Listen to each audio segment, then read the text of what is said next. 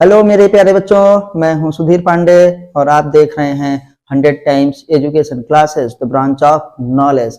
तो बच्चों, हम लोग पढ़ रहे हैं इस समय क्लास 10th की केमिस्ट्री और पहुंच चुके हैं हम लोग चैप्टर नंबर 3 तक, जिसका नाम है मेटल्स एंड नॉन मेटल्स, मतलब धातु एवं अधातु। तो हम लोग बच्चों अभी तक ये देखे थे कि धातुओं के भौतिक गुण क्या होते हैं, धातुओं के रासायनिक गुण क्या होते हैं, और रासायनिक गुण में हम लोगों ने बहुत सारी अभिक्रियाओं को देखा है। तो जिन्होंने ना देखा हो प्लीज वो जाकर के जो है प्लेलिस्ट में जाएं और वहां पे लिखा है क्लास 10th साइंस और उसको देखें। उसमें सारी वीडियोज आपको मिल जाएंगी चैप्टर नंबर 1 से लेकर के अब तक की, क्योंकि बेटा ये सब बहुत ही ज्यादा जरूरी है। चाहे आपका बोर्ड का एग्जाम हो, चाहे नीट का एग्जाम हो, और चाहे जेई मेंस का ही हो, और चाहे एडवांस का ही हो। ऐसा नहीं है कि सिर्फ क्या है 12th वाला ही या 11th वाला ही आएगा। तो अगर आपका बेस अच्छे से मजबूत रहेगा, 9th 10th तैयार रहेगा, तभी आप आगे कर पाएंगे। तो अगर आपने सोचा है कि हमको जो है बेस्ट करना है अपनी लाइफ में, तो प्लीज एनसीईआरटी को जरूर फॉलो करिए। और हम लोग खुद ही एनसीईआरटी को फॉलो करते हैं, इसीलिए सिर्फ और सिर्फ एनसीईआरटी के नोट्स ही आपको दिए जाते हैं। सिर्फ 100% एनसीईआरटी ओरिजिनल बुक को मैं यहाँ पे पढ़ाता हूँ। तो चलिए बच्चों, आज हम देखेंगे क्या होता है हमारे पास एक्टिविटी सीरीज, मतलब सक्रियता श्रेणी। तो सक्रियता श्रेणी क्या होती है? सक्रियता श्रेणी बेटा जो है धातुओं की सक्रियता का घटता क्रम है। तो एक सूची तैयार की गई है, आइए उसी को हम देखते हैं कि उस सूची का क्या फायदा। प्लीज चैनल को सब्सक्राइब जरूर करिए, वीडियो को लाइक करिए, अपने दोस्तों के साथ शेयर करिए, और कमेंट के माध्यम से ये जरूर बताइए कि हमारी वीडियोज आपको कैसी लग रही है या हम और क्या कर सकते हैं। चलिए तो फिर बच्चों हम लोग देखते हैं आगे।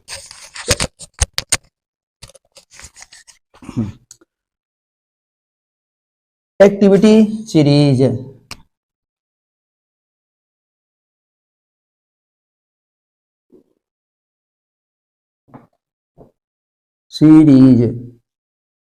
सक्रियता श्रेणी, ये बेटा इस चैप्टर का लेक्चर नंबर है 6। क्लास 10th की हम लोग पढ़ रहे हैं केमिस्ट्री। हिंदी में हम लोग इसे क्या कहते हैं? सक्रियता श्रेणी।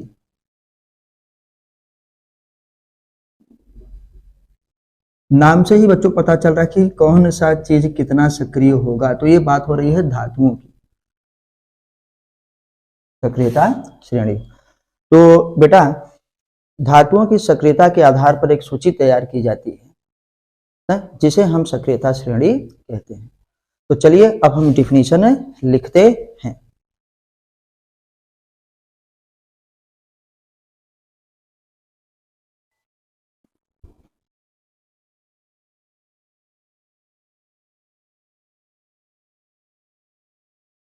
सक्रियता श्रेणी वह सूची है जिसमें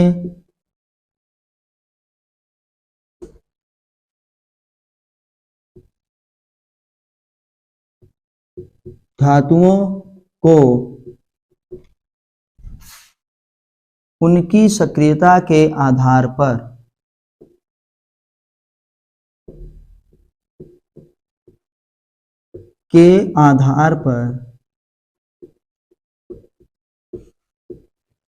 अवरोही,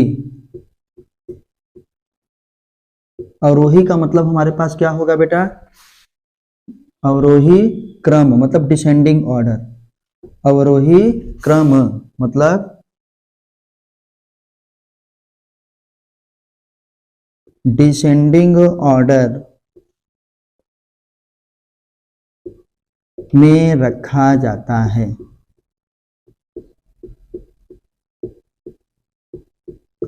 डिसेंडिंग ऑर्डर का मतलब हमारे पास हुआ कि सक्रियता के बढ़ते क्रम से घटते क्रम में रखा जाता है। तो ये हमारे पास होता है बेटा डिसेंडिंग ऑर्डर।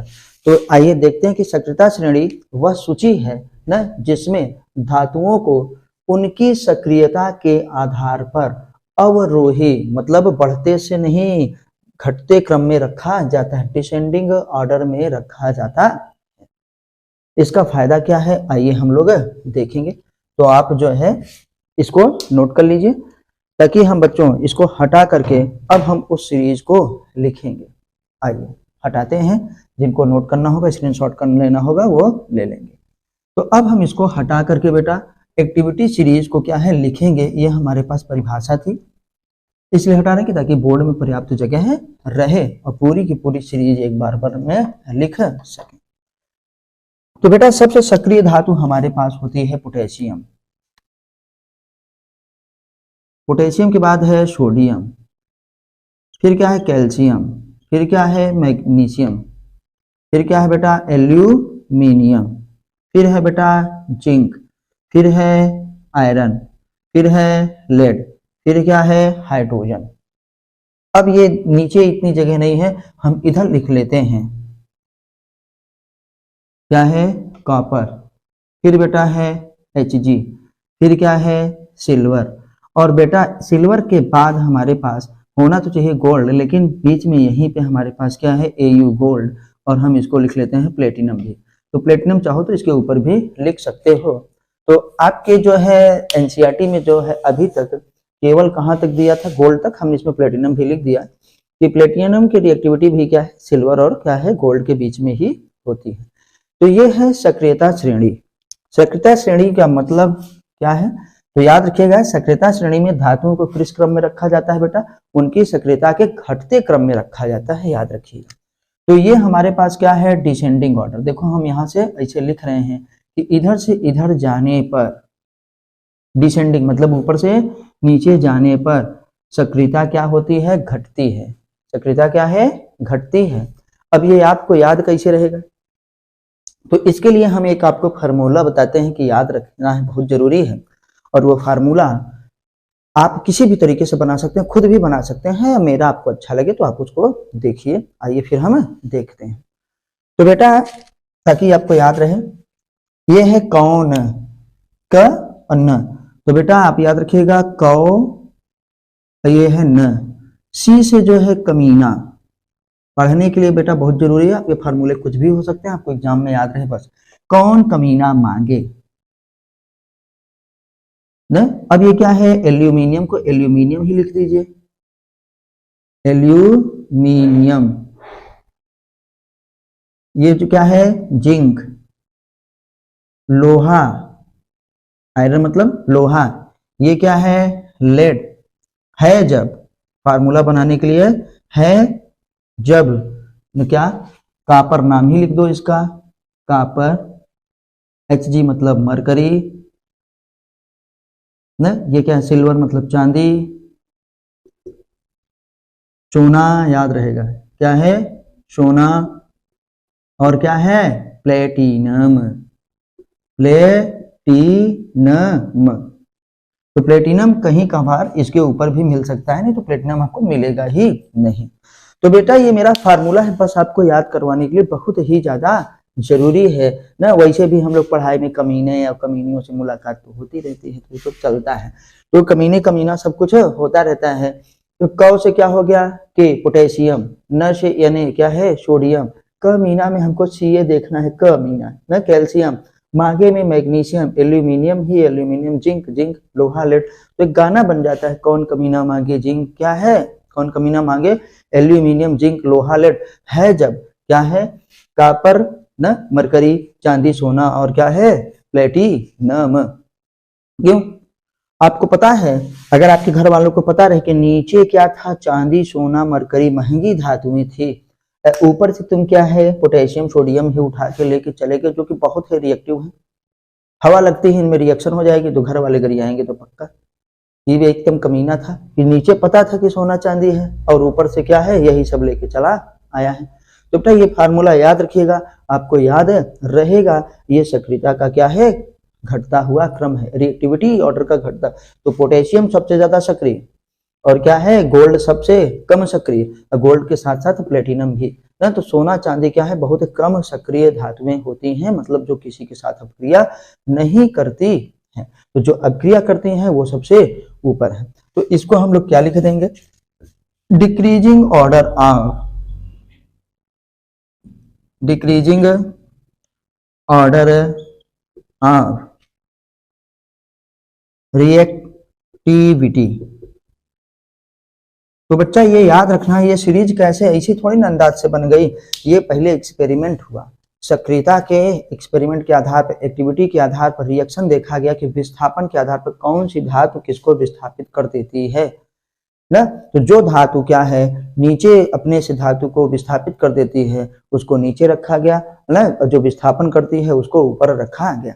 इससे एक चीज और ये पता चलता है कि जो सक्रियता श्रेणी में धातु ऊपर है वो अपने से नीचे वाली धातु को उसके यौगिक से विस्थापित कर देती है।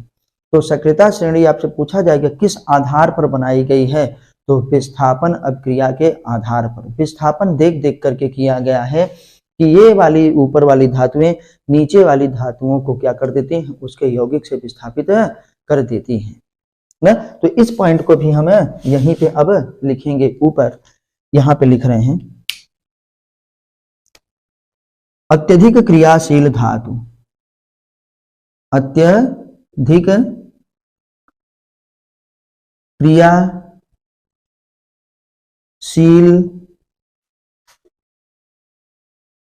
धातु या धातुएं, अत्यधिक क्रियाशील धातुएं कम क्रियाशील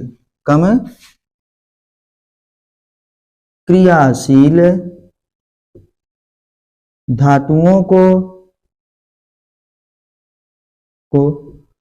उनके यौगिक से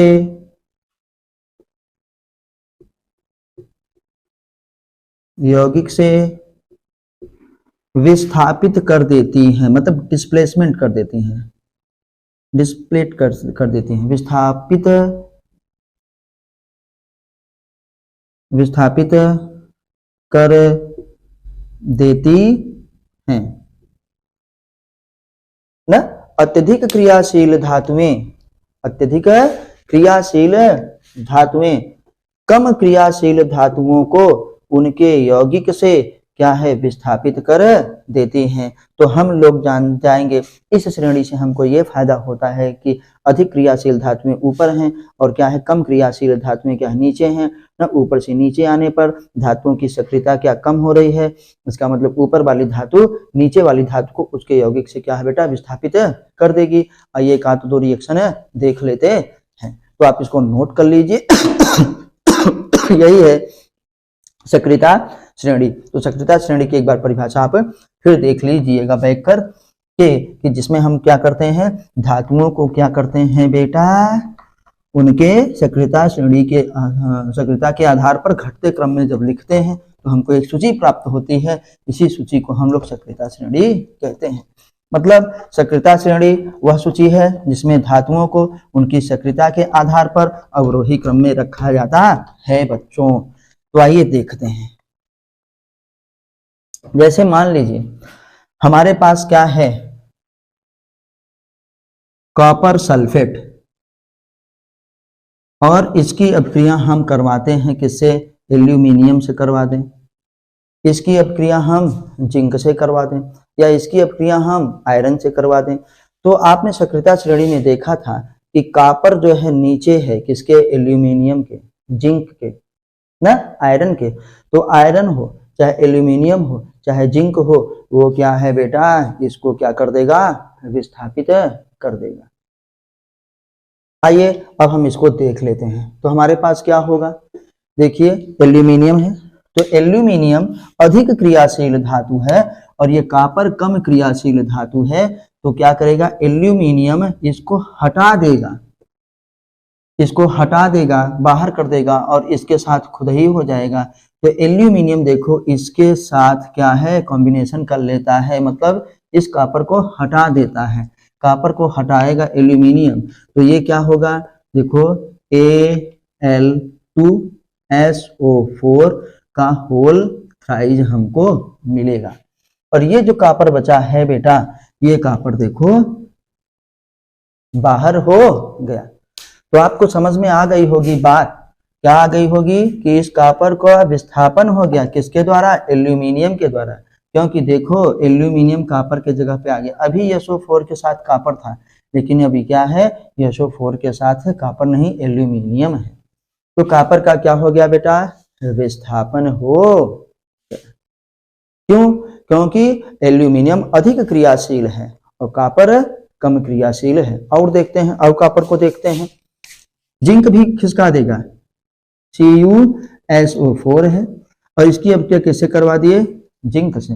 जब जिंक से करवा दिए तो जिंक क्या है, विस्थापित कर दिया कॉपर को, ये। तो बेटा हमारे पास क्या हो गया, ZnSO4 और प्लस क्या है, कॉपर हमको धातु मिल गई। इसी के आधार पर हम लोग अभी आगे मेटलर्जी वगैरह देखेंगे कि धातुओं को कैसे विस्थापित करके शुद्ध धातुओं को प्राप्त किया जाता है। हमको कॉपर प्राप्त करना था, लेकिन कॉपर क्या था, कॉपर सल्फेट के रूप में था, तो हमने विस्थापन करवा दिया, हमको ये जिंक सल्फेट मिल गया और शुद्ध कॉपर प्राप्त हो गया। तो ये भी हमारे पास एक तरीका था। तो बच्चों आपको वीडियो कैसी लगी, आप जो है कमेंट के माध्यम से हमको जरूर बताइए। चैनल को सब्सक्राइब करिए, अपने दोस्तों के साथ जरूर शेयर करिए ताकि वो भी सब्सक्राइब करें। जितने सब्सक्राइबर होते हैं उतना ही क्या है अच्छा होता है, उतनी ही वीडियो क्या है पब्लिश होती हैं और हमको मोटिवेशन मिलेगा, तो हम आपके लिए और भी अच्छी अच्छी तरीके की वीडियो ला सकेंगे। तो तब तक एनसीईआरटी पढ़िए, फिर मिलते हैं अगले वीडियो पे। तब तक नमस्ते, जय हिंद, जय भारत। और उसमें हम देखेंगे कि धातुएं कैसे अधातुओं से अपक्रिया करती हैं। वंदे मातरम।